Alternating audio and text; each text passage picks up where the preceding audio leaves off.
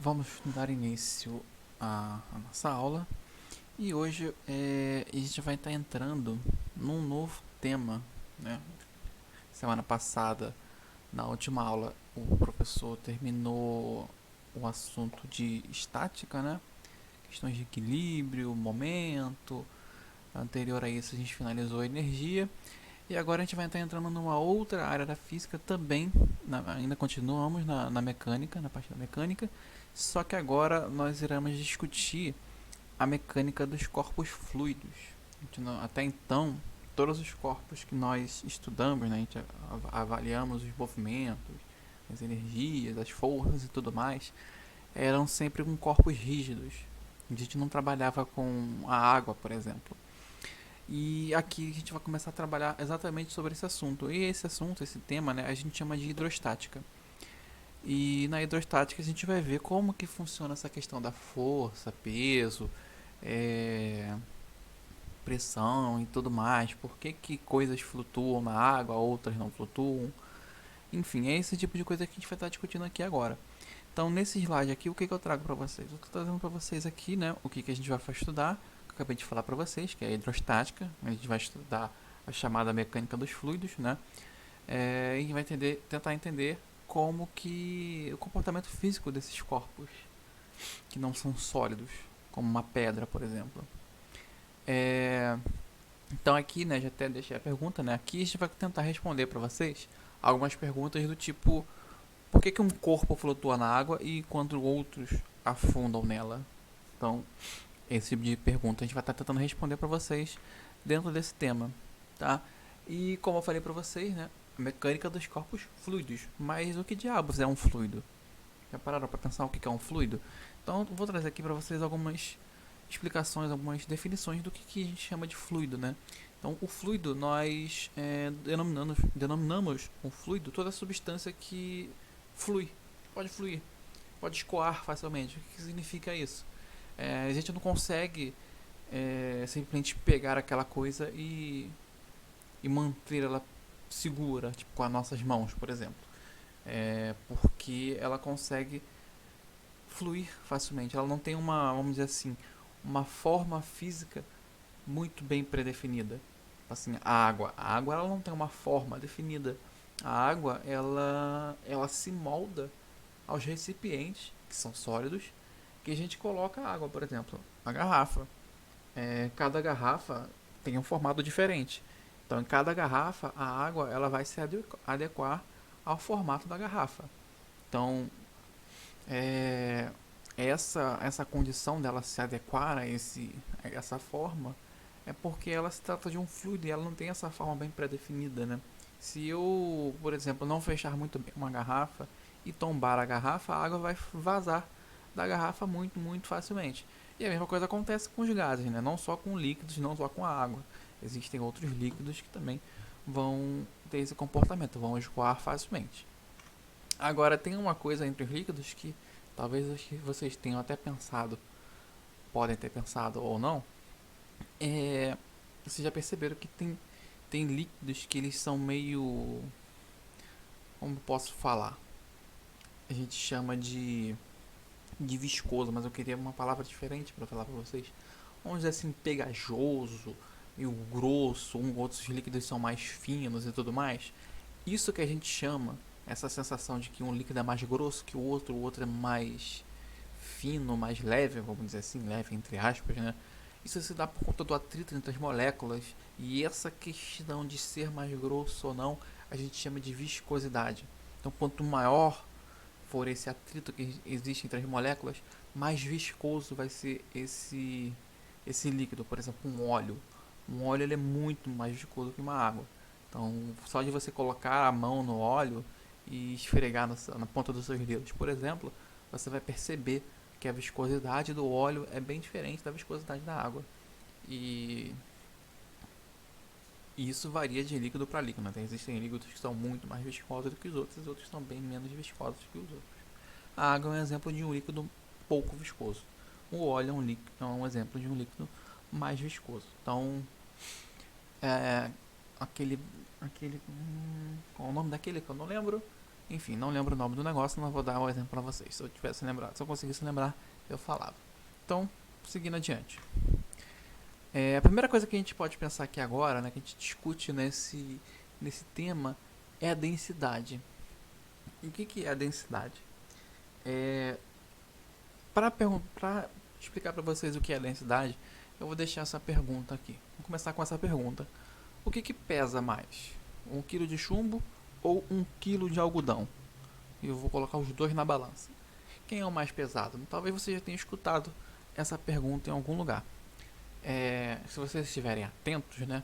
Eu estou colocando para vocês 1 kg de chumbo e 1 kg de algodão. Estou colocando a mesma massa dos dois.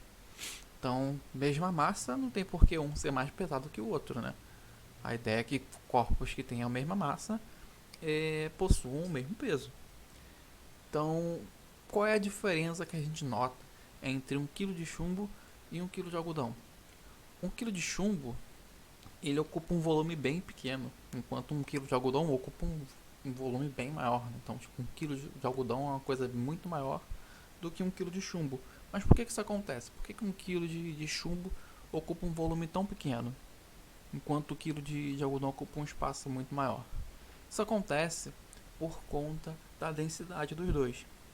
O que significa isso? O chumbo, ele é muito mais denso do que o algodão.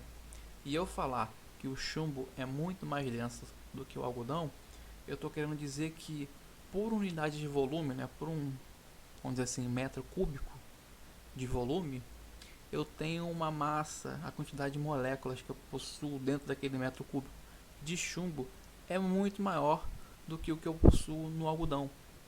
Então, a concentração, assim, entre aspas, a concentração de massa que eu tenho dentro daquele volume para o chumbo é muito maior do que o algodão. E eu falar que eu tenho muito mais massa por unidade de volume, eu estou querendo dizer que ele possui uma densidade muito maior do que o algodão. Isso no caso do chumbo, né? O chumbo possui uma densidade muito maior do que o algodão, porque o chumbo ele é mais denso do que o algodão. E a densidade ela é exatamente isso, a quantidade de massa que eu tenho por volume. Aqui eu trago para vocês um exemplo mais visual, né? Eu tentei achar uma foto interessante do algodão em chumbo, mas eu não achei. Porém, eu achei essa. A comparação entre 2 kg de gordura e 2 kg de músculo. Percebam que o músculo ele é mais denso do que a gordura. Porque o que eu estou vendo aqui? Eu tenho duas massas iguais, 2 kg, mas é claramente visível que o volume de gordura é muito maior do que o volume de músculo.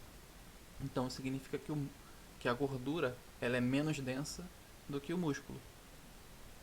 Então esse aqui é um exemplo visual da questão da densidade. Eu tenho massas iguais que ocupam volumes diferentes.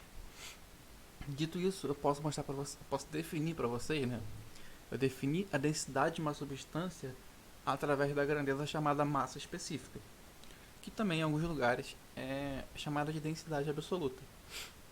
E a densidade, ou massa específica, ela é dada pela razão da massa daquele corpo, daquela substância, dividida pelo volume dela. Então, a massa específica a gente usa esse símbolo μ, e a massa m, né, é volume V maiúsculo. Então é assim que a gente calcula a densidade, ou massa específica. Então é possível que vocês vejam em alguns livros, ou exercícios, questões, densidade de um corpo, vai estar escrito como densidade, não vai estar escrito como massa específica. Aí quando escreverem como densidade, no lugar de colocar esse μ, vão colocar o Dzinho minúsculo para densidade. Mas isso aí não vai afetar em nada. A densidade, massa específica, a densidade absoluta continua sendo a mesma coisa. Massa dividido por volume. Tranquilidade? Aí lembrando aqui, né? Se eu fosse falar sobre a unidade de medida da densidade. Bom, no sistema internacional, o que a gente faz? A massa, ela leva a unidade de quilograma e o volume é metro cúbico. Então, a unidade de densidade no sistema internacional de medidas seria o quilograma por metro cúbico. Aí é só observação sobre a unidade de medida, mas as questões não necessariamente vão ficar presas a essa medida, quilograma por metro cúbico. É mais comum que a gente veja grama por centímetro cúbico nas questões, mas isso é só questões de unidade. A forma de calcular, a forma de trabalhar com isso continua sendo igual, independente da unidade de medida que a gente fizer uso aqui. Seguindo adiante. O próximo assunto que a gente entra na questão da hidrostática, para poder entender melhor o comportamento dos fluidos, é a pressão. Mas antes de entrar propriamente dito na pressão dos fluidos, eu vou ter que passar rapidinho pelo pensamento do que é pressão, pensando com corpos rígidos. Então, o que é pressão? Para explicar o que é pressão, eu vou trazer um outro exemplo. No caso aqui, uma experiência que vocês podem fazer agora. Então, se vocês estiverem assistindo agora, vocês leiam essa experiência, deem um pause, façam essa experiência e depois deem um play de novo e continuem assistindo o vídeo. Então, essa experiência é o seguinte: eu quero que você exerça força com os seus dedos nas duas extremidades de um lápis. Então, basicamente, eu vou pegar um lápis, botar entre meus dedos e vou fazer uma força nas duas extremidades, só ao mesmo tempo. Aí, como você vai segurar o lápis, depende de você. É só pegar o lápis e apertar o lápis. O que vocês vão sentir quando vocês fazem isso? Quando vocês apertarem o lápis nas duas extremidades, vocês vão notar que a sensação em cada uma das pontas é bem diferente. Vocês vão perceber que a ponta do lápis, né, onde está o grafite, é muito mais intenso do que a parte larga do lápis. Por que isso acontece?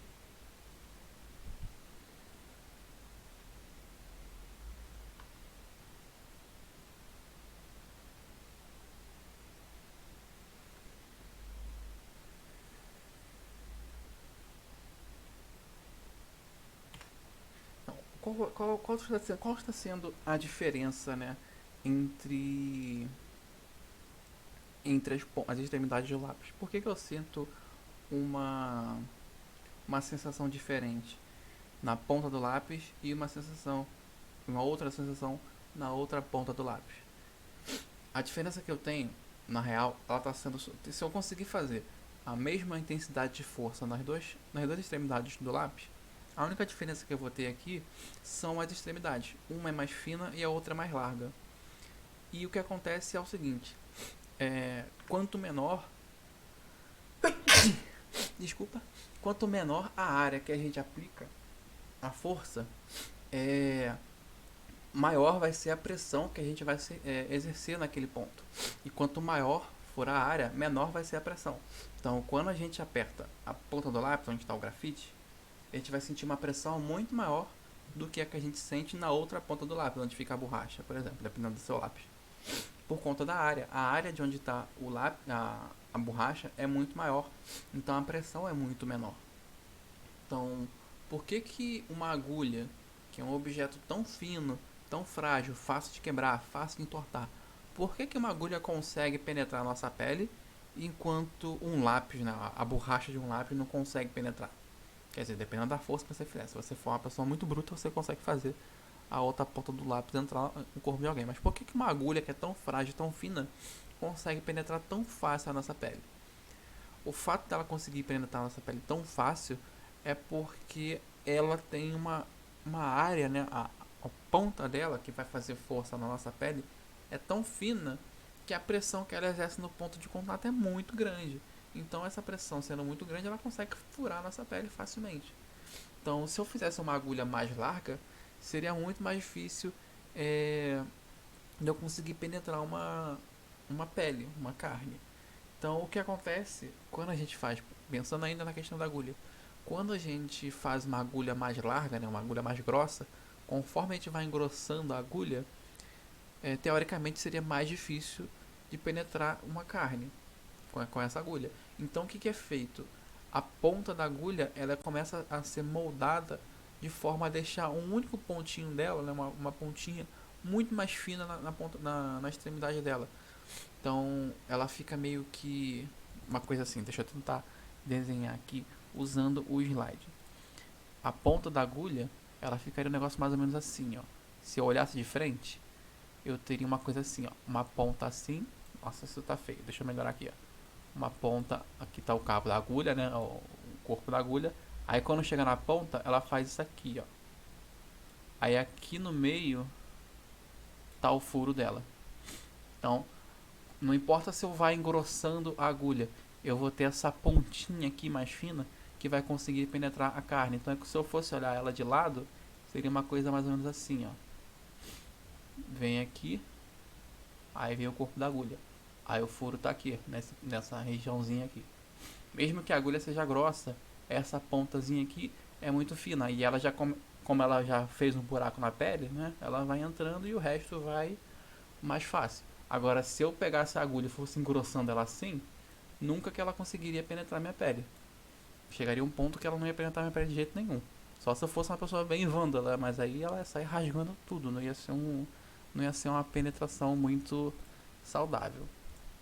Imagina só, uma agulha dessa tentando acertar a sua veia para conseguir tirar sangue. Vai explodir a sua veia e vai tirar o sangue do seu corpo todo, né?